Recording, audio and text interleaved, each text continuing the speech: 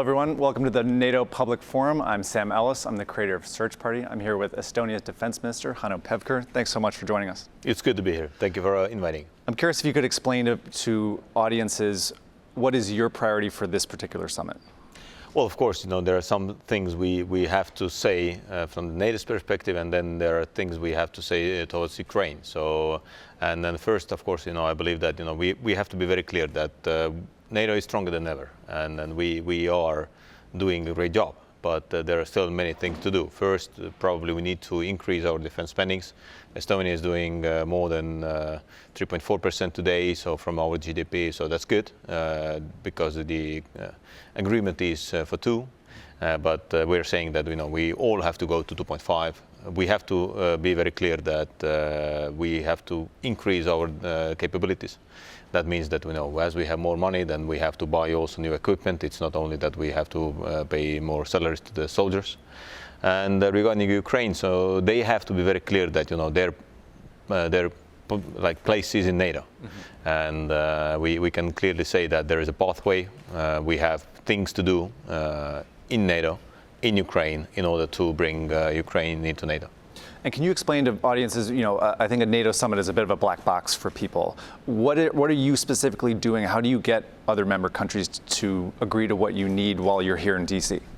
Well, it's I would say that one thing what everybody is seeing. So this is the official part of NATO, but still most of the job is and most of the work has been done lobbying, talking to people, and saying also to media what we have to do, and talking to the different ministers, different stakeholders, and different decision makers.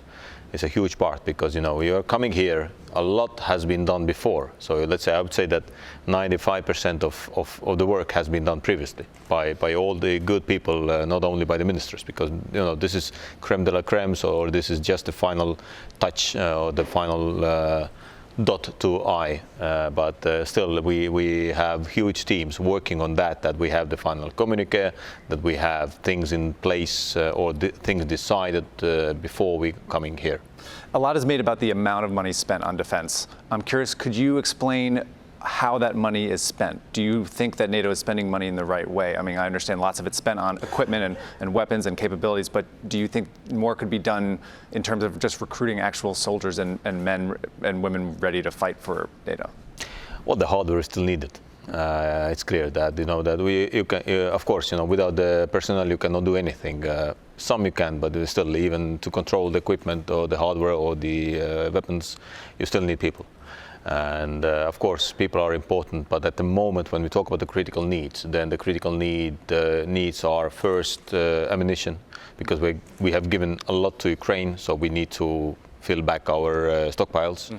Definitely a defense, we've given a lot to Ukraine, so these are the capabilities which are most acute. But also when we talk about long-range fire, when we talk about joint targeting acquisition, so these are the things maybe are difficult for the public to understand, but these are we call them enablers, and these are also very, very important to keep NATO running and to give everyone, to you, to me, to our children, the confirmation that yes, we can go to sleep and that we can wake up in the morning in a free society. Obviously, we have an election here in the U.S. in the fall. Are you worried at all that NATO is prepared for the possibility that the U.S. reduces its involvement in NATO or pulls out all entirely? Well, of course, media always wants to speculate. My job is not to speculate. My job is to deal with this situation as it is. So when there will be a new president for the United States, then it's our job to have a good relations with the new administration. When the old administration will continue, we do not know who will be in Pentagon, who will be in State Dep. So anyway, we need to be very clear that Europeans are not electing the US president, so the American people are doing that. So make the right choice, and then we will do ours. Thank you very much. Thanks very much.